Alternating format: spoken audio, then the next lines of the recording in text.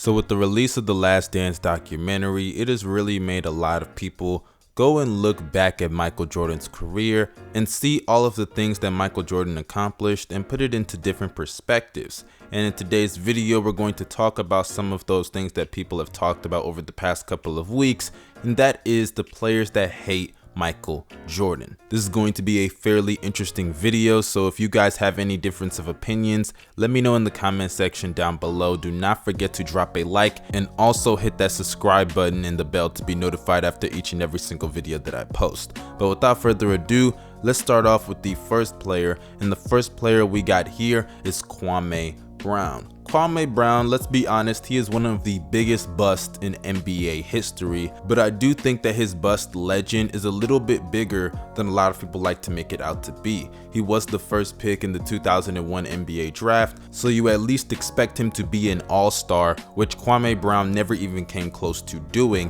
as this is a guy that struggled to average double digits in the best years of his career. So yeah, he did underachieve immensely for the expectations, but I don't have all the names of the players here, but in that 2001 NBA draft, it really wasn't that great, so it wasn't like the Wizards were missing out on so many other players.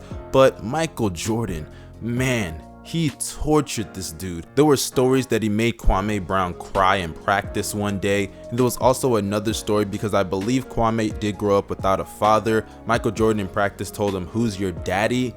Man, that is so tough. Now Kwame denies the crying story, but you know, of course he's going to do that. I mean, I would do it too. Whether it's true or not, you want to get out in front of something like that. And honestly, when I look at all of the other times in his career, even when he played with Kobe Bryant and the things that Kobe said about him, it just doesn't look good. And yeah, it's very obvious that Kwame does not like Michael Jordan. Even just the way he talks about him, you can just see his facial expressions. It was not a fun time for him to play with Michael Jordan. And a part of me kind of pities him, even though he still made millions of dollars, because he had to play with Michael Jordan and then Kobe Bryant, two of the most no-nonsense players in the history of the game. And if you are not giving 100% effort, they will let you know that you need to be off the team. And though I said earlier I kind of feel sorry for him, at the end of the day, he was a #1 overall pick, expected to be a generational talent coming out of high school, and he completely bombed all the expectations and didn't really put in the work and the effort and have the passion to be that great of a basketball player. So you're only gonna get so much sympathy from me. But moving on to the next player we got Reggie Miller. Reggie Miller and Michael Jordan played a lot of fierce duels in the Eastern Conference, the main one coming in 1998, which is the last year that Michael Jordan was in Chicago, and they went to 7 games, which I believe is the only team that took Michael Jordan to 7 games in the span of that 3P, so shout out to Reggie for that. But throughout that entire series, Jordan completely destroyed and shitted on him. He averaged nearly 32 points, and Reggie only surpassed 20 points twice throughout the entirety of that series. And honestly, when I look at Michael Jordan and Reggie, these guys clearly did not like each other. There was an obvious competitive motivation that both of them had to beat the other player. I mean, I believe they even got into a fight in the 1993 regular season. And just a side note, I remember Reggie Miller told some story that Michael Jordan told him to call him Black Jesus every time they played each other. And there are so many stories of Michael Jordan trash talking a lot of players, just ask Muggsy. And when I look at Reggie and Jordan, I just see that as another competitive fuse for a lot of players in NBA history. But moving on to the next player, we have Robert Parrish. For those who do not know, Robert Parrish, yes, he did play for the Celtics, but later on in his career in the 1997 season, he played for the Chicago Bulls. And honestly, this is one of the more damning stories of Michael Jordan's career that doesn't really get talked about, because Robert Parrish and Michael Jordan actually had a clash in Chicago because Michael Jordan wanted to show Robert Parrish who is the alpha dog on that team. But to Robert Parrish's credit, he did not back down, because Michael Jordan actually said to him, and I quote, "I'm gonna kick your ass." And Robert Parrish responded and said, "No, you're not, because I'm going to do it before you get the chance." And when I hear Robert Parrish's opinion on Michael Jordan, on if he's the GOAT in that conversation as a whole, it really kind of feeds into the rumors that they don't like each other, because this is what he said, and I quote, "Now Michael was great in his era, but you think about this. Michael didn't beat great teams in my opinion. When Larry, Kevin, and myself were in our heyday, he couldn't beat us. He couldn't get past the Pistons until DeMars and Isaiah got old. He couldn't beat the Lakers in their prime. When he beat Phoenix, they only had one Hall of Famer, and that was Barkley. When he beat Seattle, they only had one Hall of Famer, that was Peyton. When he beat Portland, they had one Hall of Famer, Clyde Drexler. And he played with 3 Hall of Famers, Scottie, Dennis Rodman, and himself. That's 3 Hall of Famers on that team. Now don't get me wrong, Michael was great in his era, but the greatest of all time? End quote. Yeah, that is a big handful to take in from Robert Parrish, and honestly, those arguments are so flawed, but I'm not really going to get into it because that's not the purpose of this video. But it is very obvious that Robert Parrish does not view Michael Jordan in the same limelight that a lot of other players view him at, or people in general. But moving on to the next player that we got Bill Laimbeer.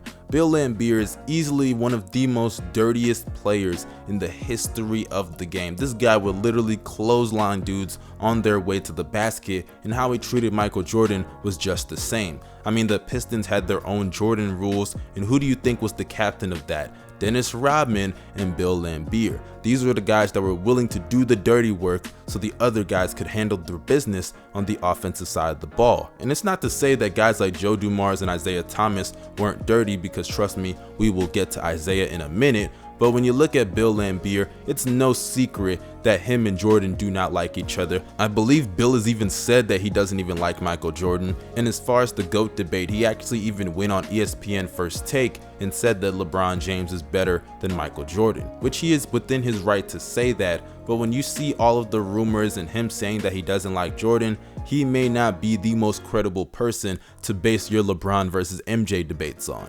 But moving on to the next and final player that did not like Michael Jordan, you already knew what was coming. We got Isaiah Thomas. Isaiah Thomas, it is very known the beef between him and Michael Jordan, and honestly, a part of it is kind of on Isaiah himself. For starters, when the Pistons lost to the Bulls in 1991 in the conference finals, they didn't even shake the hands of the Chicago Bulls. And think about it, Jordan even said in the documentary that it pained him super hard to have to shake their hands after they lost in 89 and in 90. Keep in mind that Scottie wasn't even healthy in the final game in the 1990 Eastern Conference Finals, and eventually the Pistons went on to win the championship that year. And when you combine that with the really tense rivalry that the Pistons had with the Bulls back then, and the quote-unquote Jordan rules and how they basically attacked him when he went to the lane, and Isaiah Thomas being the leader of that team that orchestrated a lot of that stuff, yeah, it shouldn't really come to be a surprise that these guys do not like each other. And now that this Last Dance documentary is out, you can see all of the hate that both of these guys have for each other. Even to this day, they do not like each other, and honestly I kind of like it because it's that competitive fire that they still have. But that's why I kind of look at LeBron and I say he's kind of more of a mature player than Michael Jordan was and a lot of these other old guys, because he has kind of shown people that there's more to life than basketball. But getting back to Jordan and Isaiah Thomas in particular, those rumors are even fed more credence when you consider the fact that Isaiah was omitted from the 1992 Dream Team, and at first Jordan said he had nothing to do with it, and we kind of all knew that dude was lying anyways. But now some recent audio has surfaced where Jordan basically said, if you put Isaiah on that team, I am not going to play. Chuck doesn't want him on the team. Don't put Isaiah on the team. That's essentially what he is saying, and honestly, we already knew it.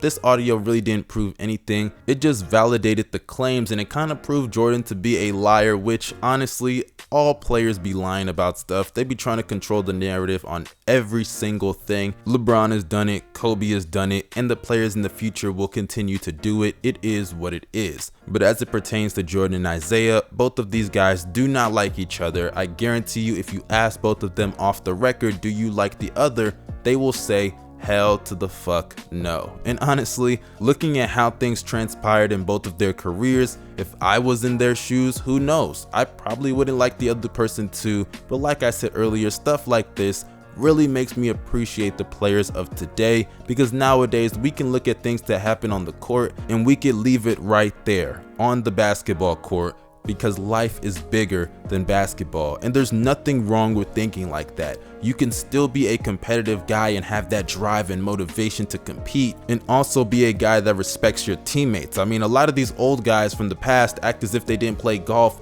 with a lot of their rivals. I mean, Danny Ainge was literally playing golf with Michael Jordan in the middle of their series in the 80s. It's ridiculous how these old guys hold on to this nostalgia when the nostalgia that they hold on to isn't even true. It's false in a lot of these scenarios anyways. But that concludes this video. You guys let me know your opinions down below in the comment section. Do not forget to hit that subscribe button and that bell to be notified. Y'all stay safe. It's your boy David from NBA Knowledge.